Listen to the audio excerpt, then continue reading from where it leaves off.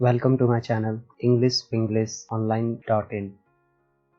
Channel को subscribe करने के लिए नीचे दिए गए सब्सक्राइब बटन पर क्लिक करें, बेल आइकन को दबाएं, फिर ऑल पर क्लिक कर दें ताकि इंग्लिश सीखने की सभी नई वीडियोस की नोटिफिकेशन आपको मिलती रहे। अगर आप बेसिक से एडवांस लेवल की इंग्लिश सीखना चाहते हैं तो मेरी इंग्लिश लेक्चर की एक भी वीडियोस मिस्ड ना करें। बेसिक्स ऑफ इंग्लिश पार्ट 1, जिसमें हम alphabet, letters, vowels, consonants, word, sentence, paragraph, pangram, A versus an, the versus the के बारे में पढ़ेंगे। ये टॉपिक्स इंग्लिश ग्रामर की बेसिक्स टॉपिक्स हैं और इम्पॉर्टेंट टॉपिक्स हैं। इन्हें बिना कवर किए आगे बढ़ने की भूल ना करें, क्योंकि अगर आप इन टॉपिक्स को अच्छे से नहीं समझें तो आपको इंग्लिश सीखने में बहुत परेशानी होगी। अंत में आपको इन टॉपिक्स को कवर करना ही पड़ेगा। इसलिए आप आज ही इस वीडियो को अंत तक देखें और समझ लें। अगर आपको लगता है कि आपको सब पहले से ही पता है तो भी आप इस वीडियो को अंत तक देखें, क्योंकि इस वीडियो में आप कुछ नया जरूर सीखेंगे। पहले हम लेटर्स के बारे में पढ़ेंगे, जिसे हिंदी में अक्षर कहा जाता है। ABCDEFGHIJK से लेके जेड तक ये सभी लेटर्स हैं। इसमें ए एक लेटर है, बी एक लेटर है, सी एक लेटर है, डी एक लेटर है। इसी तरह ए से जेड सभी लेटर्स हैं। अल्फ़ाबेट, जिसे हिंदी में वर्णमाला, अक्षरमाला भी कहा जाता है। There are 26 letters in English alphabet। वर्णमाला में 26 अक्षर होते हैं। ABCDEFGH से लेकर जेड तक ये सभी लेटर्स हैं और इन लेटर्स के ग्रुप को अल्फ़ाबेट कहा जाता है। इसे आप कुछ इस तरह से समझें, जैसे मानकर चलिए कि ABCD या ए से जेड सभी लेटर्स एक ही क्लास के स्टूडेंट्स हैं और अल्फ़ाबेट उन स्टूडेंट्स की क्लास का नाम है। मतलब सभी लेटर्स स्टूडेंट्स की तरह हैं और ABCD उन सभी स्टूडेंट्स के नाम हैं और जिस क्लास में वे पढ़ते हैं उस क्लास का नाम अल्फ़ाबेट रखा गया है। आई होप कि आपको समझ आ चुका है। अल्फ़ाबेट एक ही होता है, आपको बस इतना समझना है कि अल्फ़ाबेट लेटर्स के ग्रुप का नाम है। Alphabet has 2 types of letters. Alphabet में 2 तरह के लेटर्स होते हैं। पहला कैपिटल लेटर्स, जिसे हिंदी में बड़ा ABCD कहा जाता है। दूसरा स्मॉल लेटर्स, जिसे हिंदी में छोटा ABCD कहा जाता है। नेक्स्ट हम पढ़ेंगे वॉवेल्स के बारे में, जिसे हिंदी में स्वर कहा जाता है। There are 5 vowels। 5 स्वर होते हैं। A-E-I-O-U ये सभी वॉवल्स हैं और ये वॉवल साउंड्स हैं। वॉवल और वॉवल साउंड्स को आपको अच्छे से याद रखना है। नेक्स्ट हम पढ़ेंगे कॉन्सोनेंट्स के बारे में, जिसे हिंदी में व्यंजन कहा जाता है। There are 21 consonants. 21 व्यंजन होते हैं। ये सभी लेटर्स कॉन्सोनेंट्स हैं और ये इनके साउंड्स हैं, कॉन्सोनेंट साउंड्स हैं। आपको कॉन्सोनेंट और कॉन्सोनेंट साउंड्स दोनों को याद रखना है। अल्फ़ाबेट में वावल्स को छोड़ सभी कॉन्सोनेंट्स होते हैं। नेक्स्ट हम पढ़ेंगे वर्ड के बारे में, जिसे हिंदी में शब्द कहा जाता है। एक या एक से अधिक लेटर्स को मिलाकर एक वर्ड बनता है, जैसे एप्पल। एप्पल एक वर्ड है। ये 5 लेटर्स से मिलकर बना है। APPLE ये सभी लेटर्स हैं और इन लेटर्स को मिलाकर एक वर्ड बना है एप्पल। एप्पल का मतलब होता है सेब। एप्पल का कोई अर्थ है, इसलिए हम इसे वर्ड कहेंगे। अगर एप्पल का कोई अर्थ नहीं निकलता तो हम इसे वर्ड नहीं कहते। जैसे कुछ एग्जाम्पल्स ले लेते हैं। PLEPA प्लेपा, इसका कोई मतलब नहीं है। आपने आज तक ऐसा कोई वर्ड नहीं सुना होगा और इसका कोई मतलब भी नहीं है। उसी तरह TKYLPA, टाइटिल्पा, स्टेबुला, ये 5 ऐसे वर्ड हैं जिनका कोई अर्थ नहीं निकल रहा, इसलिए हम इन्हें वर्ड्स नहीं कहेंगे। एक या एक से अधिक लेटर्स को मिलाने पर अगर उसका कोई अर्थ निकलता है तो उसे हम वर्ड कहेंगे। अगर लेटर्स को मिलाने पर कोई अर्थ नहीं निकलता है तो उसे हम वर्ड नहीं कहेंगे। नेक्स्ट हम पढ़ेंगे सेंटेंस के बारे में। सेंटेंस, जिसे हिंदी में वाक्य कहा जाता है, एक या एक से अधिक वर्ड्स को मिलाकर एक सेंटेंस बनता है। जैसे राम इज ए बॉय, ये 5 वर्ड्स का एक सेंटेंस है। यहाँ राम एक वर्ड है, इज एक वर्ड है, ए एक वर्ड है, गुड एक वर्ड है, बॉय एक वर्ड है। इन 5 वर्ड्स को मिलाकर एक सेंटेंस बना है, Ram is a good boy. Ram एक अच्छा लड़का है। इस सेंटेंस का अर्थ निकल रहा है, इसलिए हम इसे सेंटेंस कहेंगे। अगर इसका कोई अर्थ नहीं निकलता तो हम इसे सेंटेंस नहीं कहते। जैसे कुछ एग्जाम्पल्स ले लेते हैं। Mobile is boy it the we, ये कोई सेंटेंस नहीं है क्योंकि इसका कोई अर्थ नहीं निकल रहा है। He apple take off is playing, इसका भी कोई अर्थ नहीं निकल रहा है, तो इसे भी सेंटेंस नहीं कहेंगे। इन दोनों को हम सेंटेंस नहीं कहेंगे क्योंकि इनका कोई अर्थ नहीं निकल रहा है।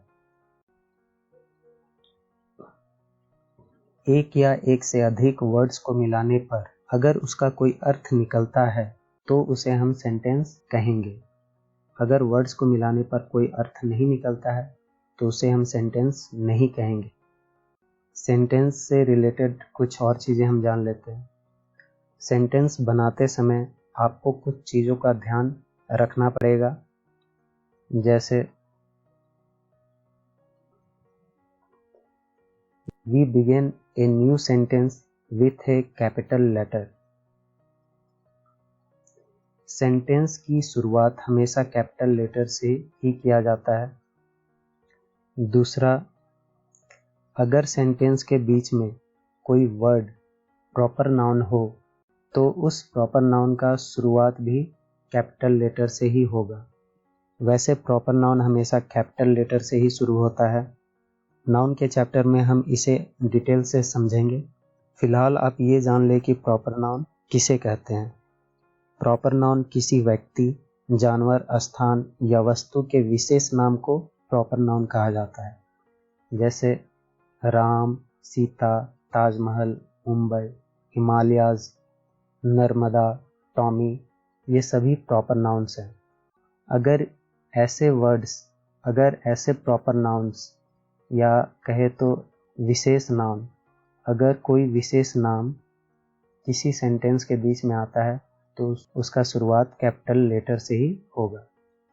तीसरा पॉइंट, किसी भी सेंटेंस का अंत फुल स्टॉप, क्वेश्चन मार्क या एक्सक्लेमेशन मार्क से किया जाता है। ये तीनों पंक्चुएशन मार्क्स हैं। हम पंक्चुएशन मार्क को एक सेपरेट वीडियो लेक्चर में कवर करेंगे। तीनों पॉइंट्स को अच्छे से समझने के लिए हम कुछ एग्जाम्पल्स लेंगे। जैसे they are in Mumbai, what is your name, ये 2 सेंटेंसेस हैं। दे आर इन मुंबई, इस सेंटेंस में टी सेंटेंस का पहला अक्षर है, इसलिए इसे कैपिटल लेटर से लिखा गया है। मुंबई एक प्रॉपर नाउन है, इसलिए इसका पहला अक्षर कैपिटल लेटर से लिखा गया है। और इस सेंटेंस का अंत फुल स्टॉप से किया गया है क्योंकि ये एक साधारण वाक्य है। व्हाट इज योर नेम, इस सेंटेंस में W सेंटेंस का पहला लेटर है, इसलिए ये कैपिटल लेटर से लिखा गया है। इस सेंटेंस में कोई प्रॉपर नाउन नहीं है। इस सेंटेंस का अंत क्वेश्चन मार्क से किया गया है क्योंकि ये एक प्रश्नवाचक वाक्य है। इस सेंटेंस के द्वारा सवाल पूछा गया है, इसलिए इस सेंटेंस का अंत क्वेश्चन मार्क से किया गया है।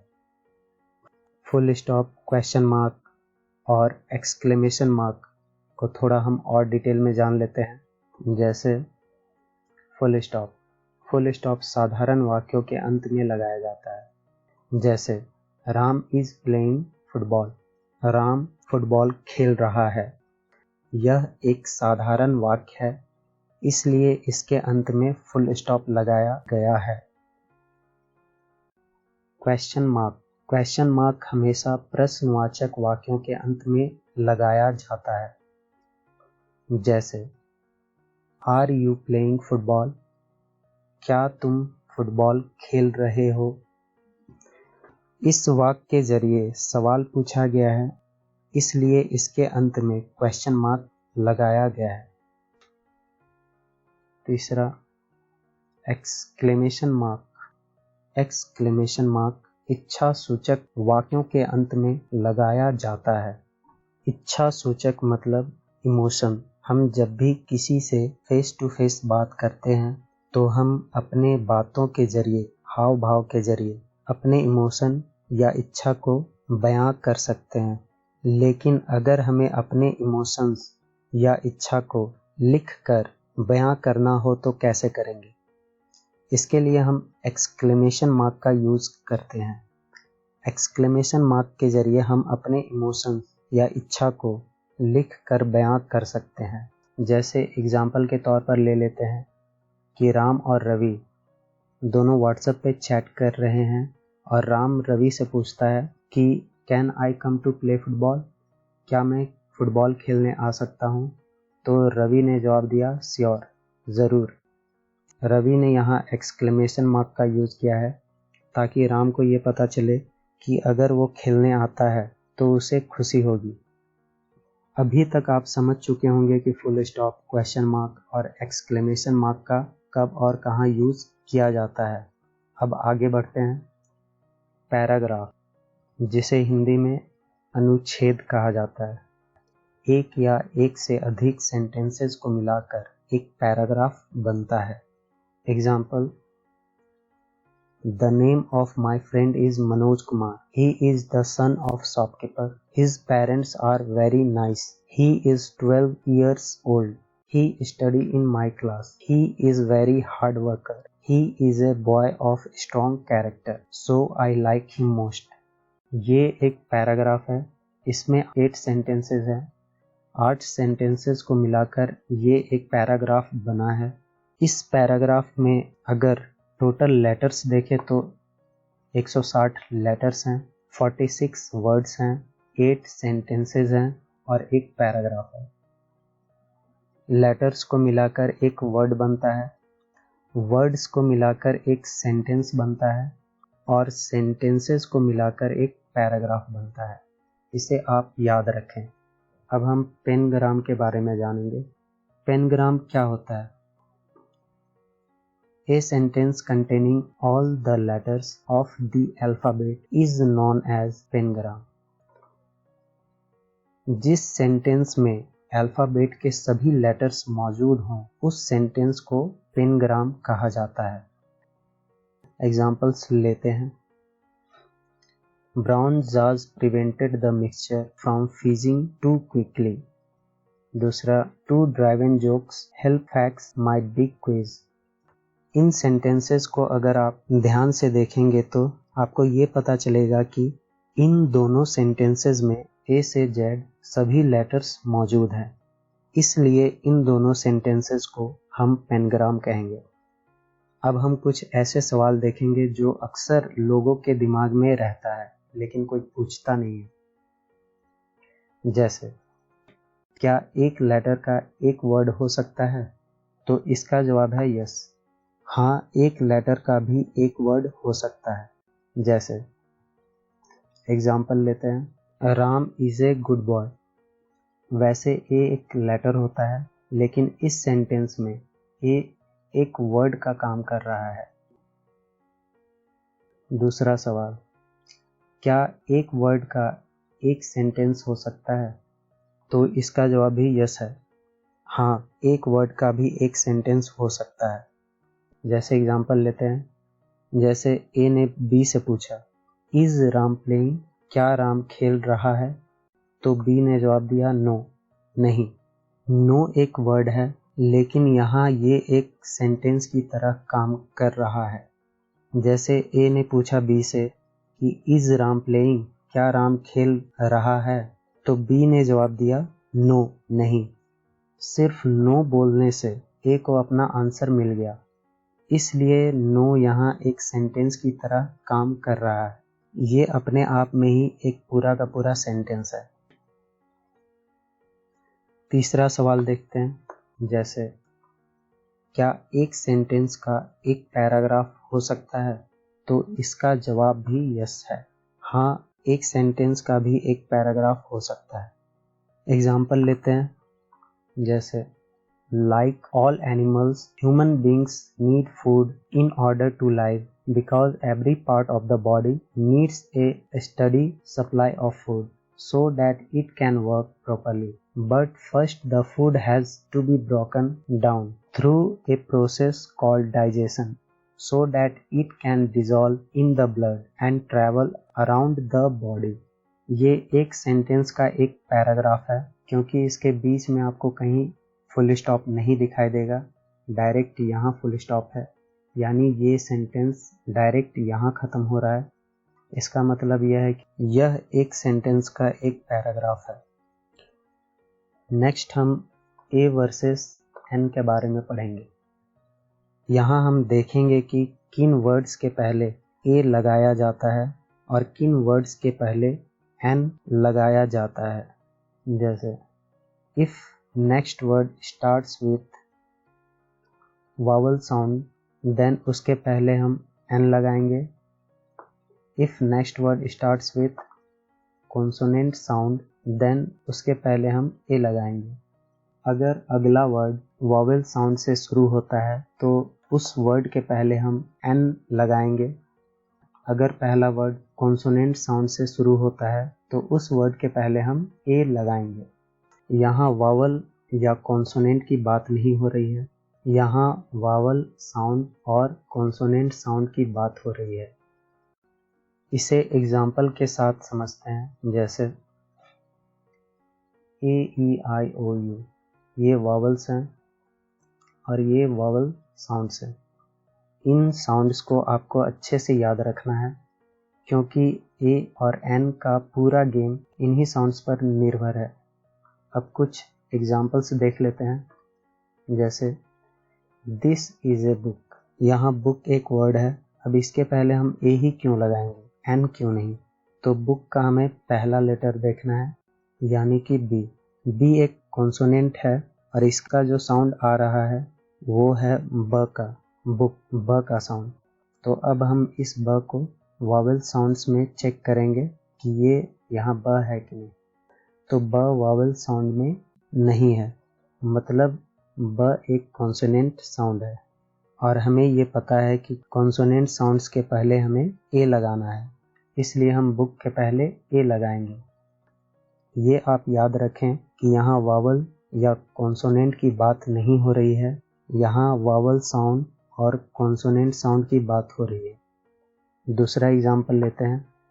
सी will come in a year, यहाँ वाई एक कॉन्सोनेंट है और इसका जो साउंड आ रहा है वो भी कॉन्सोनेंट साउंड है, ईयर, य का साउंड, जो कि एक वावल साउंड नहीं है, मतलब यह एक कॉन्सोनेंट साउंड है, इसलिए हम ईयर के पहले ए लगाएंगे। तीसरा example, there is an apple, apple, A एक वावल है और इसका जो साउंड आ रहा है वो भी वावल साउंड है, एप्पल, ए का, जो कि वावल साउंड है, इसलिए हम एप्पल के पहले एन लगाएंगे। इट इज ए यूनिवर्सिटी, यहाँ यू एक वावल है लेकिन इसका जो साउंड आ रहा है वो य का साउंड आ रहा है, यूनिवर्सिटी, जो कि वावल साउंड नहीं है, मतलब कॉन्सोनेंट साउंड है, इसलिए हम यूनिवर्सिटी के पहले ए लगाएंगे। यहाँ आपको फिर से मैं याद दिला दूँ, यहाँ बात वावल या कॉन्सोनेंट की नहीं हो रही है, यहाँ बात वावल साउंड और कॉन्सोनेंट साउंड की हो रही है। यहाँ यू एक वावल है लेकिन इसका जो साउंड आ रहा है वो कॉन्सोनेंट साउंड है, इसलिए हम यूनिवर्सिटी के पहले ए लगाएंगे, ना कि an. See is an MLA, M एक कॉन्सोनेंट है लेकिन इसका जो साउंड आ रहा है वो वॉवल साउंड आ रहा है, MLA, ए का साउंड, जो कि एक वॉवल साउंड है, इसलिए हम MLA के पहले N लगाएंगे। He will go in an hour, यहाँ H एक कॉन्सोनेंट है, लेकिन इसका जो साउंड आ रहा है वो आ का आ रहा है, आवर, जो कि एक वॉवल साउंड है, इसलिए हम आवर के पहले N लगाएंगे। C is a DSP, D एक कॉन्सोनेंट है और इसका जो साउंड आ रहा है वो भी कॉन्सोनेंट साउंड है, DSP, ड का साउंड, जो कि एक कॉन्सोनेंट साउंड है, इसलिए हम DSP के पहले A लगाएंगे। आपको ज़्यादा कुछ नहीं करना है, आपको सिर्फ ये ध्यान रखना है कि जिस वर्ड के पहले A या N लगाने की ज़रूरत है उस वर्ड को आपको पढ़ना है और ये देखना है कि उस वर्ड के पहले लेटर का साउंड क्या आ रहा है। जो भी साउंड आए उसे आपको देखना है कि वो वॉवल साउंड है या कॉन्सोनेंट साउंड है। अगर वॉवल साउंड है उस वर्ड के पहले N लगा देंगे और अगर कॉन्सोनेंट साउंड है तो उस वर्ड के पहले A लगा देंगे। नेक्स्ट हम देखेंगे द वर्सेस डी के बारे में। सेम कॉन्सेप्ट है। If next word starts with vowel sound then the को हम दी पढ़ेंगे। If next word starts with consonant sound तो हम द को द पढ़ेंगे। अगर अगला वर्ड की शुरुआत वॉवल साउंड से होती है तो द को हम दी पढ़ेंगे और अगर अगला वर्ड की शुरुआत कॉन्सोनेंट साउंड से होती है तो द को हम द पढ़ेंगे। सेम कॉन्सेप्ट है, लेकिन यहाँ कुछ लगाना नहीं है, बस द को पढ़ने का तरीका बदल जाएगा। जैसे दी एंड, हम यहाँ द को दी क्यों पढ़ रहे हैं? क्योंकि ई एक वॉवल है और इसका जो साउंड आ रहा है एंड ए का साउंड आ रहा है, जो कि एक वॉवल साउंड है, इसलिए हम द को दी पढ़ेंगे। द यूनिवर्सिटी, यू एक वॉवल है लेकिन इसका जो साउंड आ रहा है वो य का आ रहा है, यूनिवर्सिटी, जो कि एक कॉन्सोनेंट साउंड है, य का साउंड, इसलिए हम द को द ही पढ़ेंगे, दी नहीं। नेक्स्ट द बुक, बी एक कॉन्सोनेंट है और इसका जो साउंड आ रहा है वो भी कॉन्सोनेंट साउंड है, ब का साउंड, बुक, ब, जो कि एक कॉन्सोनेंट साउंड है, इसलिए हम द को द पढ़ेंगे। आज बस इतना ही। अगले लेक्चर में हम लेटर साउंड्स के बारे में पढ़ेंगे। लेटर साउंड्स भी बहुत इम्पोर्टेंट टॉपिक है। बिना लेटर साउंड्स के जानकारी के आप इंग्लिश को अच्छे से पढ़ नहीं सकते, तो मेरे अगले वीडियो लेक्चर को मिस ना करें। मुझे उम्मीद है कि ये वीडियो लेक्चर आपको पसंद आई होगी। अगर पसंद आई हो तो मुझे कमेंट करके ज़रूर बताएं, और अगर आप मुझसे कुछ पूछना चाहते हैं तो भी आप कमेंट करके पूछ सकते हैं। जाने से पहले मेरे इंग्लिश विंग्लिश ऑनलाइन चैनल को लाइक करें, शेयर करें, सब्सक्राइब करें और बेल आइकन को दबाना ना भूलें। वीडियो को पूरा देखने के लिए आपका बहुत बहुत धन्यवाद। मिलते हैं अगले वीडियो लेक्चर में। तब तक आप अपना ख्याल रखें, खुश रहें, स्वस्थ रहें। Take care and good bye.